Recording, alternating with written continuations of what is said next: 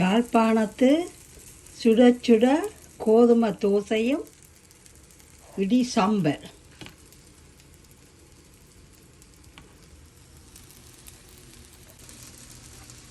மக்களை இடி சாம்பல் எப்படி இது இடிக்கிற சாம்பல் நான் ஃபுட் ப்ரெஷரில் அடைச்செடுத்தேன்.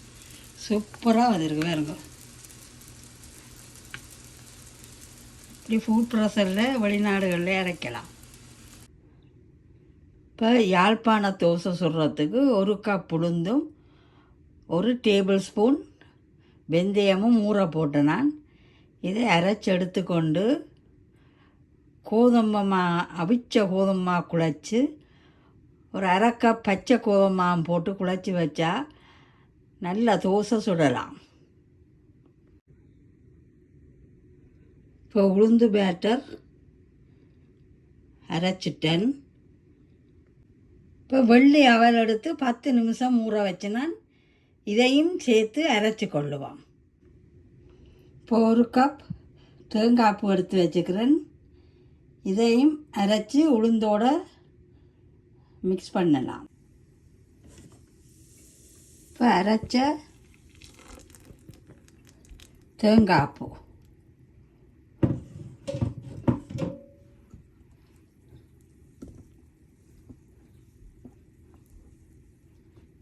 இதோட ஒரு 3 கப் அவிச்ச கோதுமை மாவும் 1 கப் அவியாத கோதுமை மாவும் சேர்த்து குழச்சி கொள்ளுவோம். 1 கப் பச்சை கோதுமை மா அவிக்காது 3 கப் அவிச்ச கோதுமை மா இதை இந்த உளுந்து பேட்டரோடு சேர்த்து குழச்சி கொள்ளலாம். இப்போ நான் இந்த தோசைக்கு உளுந்து பேட்டர் குழச்சி வச்சிட்டேன். இப்போ கையால் தான் குழச்சேன் நான்.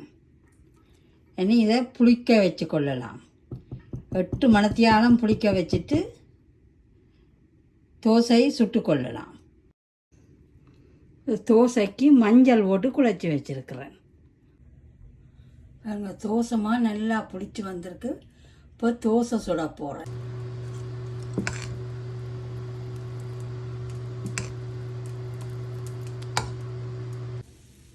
பாருங்க கோதுமை தோசை எவ்வளோ வடிவாக வந்திருக்கு. யாழ்ப்பாணத்தில் இப்படித்தான் தோசை சுடுவார்கள். இப்போ தோசை பிரட்டி போட்டுட்டேன். பாருங்க வடிவாக வந்திருக்கு.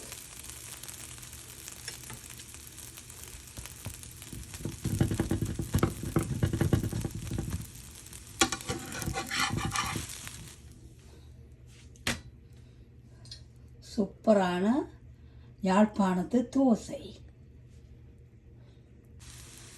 சைட்டுக்கு மக்களே கொஞ்சமாக நல்லெண்ணெய் விடணும். விட்டால் தான் இந்த சைட் கொஞ்சம் முருகலாக இருக்கும். அங்கே நல்லபடியாக சுழி குத்தி வந்திருக்கு. யாழ்ப்பாணத்து தோசையும் சம்பலும் ரெடி. யாழ்ப்பாணத்து கோதுமை தோசையும் அம்மியில் அரைச்ச சம்பலும் ரெடி. பாருங்க மக்களே, இடி சாம்பல் அண்ட் தோசை. இங்கே இப்படி வந்திருக்கு தோசை. சூப்பராக இருக்கும் யாழ்ப்பாணத்து தோசை. பாருங்க மக்களே, யாழ்ப்பாணத்து தோசை இப்படி சுழி குத்தி வருதுண்டு. இது கோதுமை தோசை இடி சாம்பல்.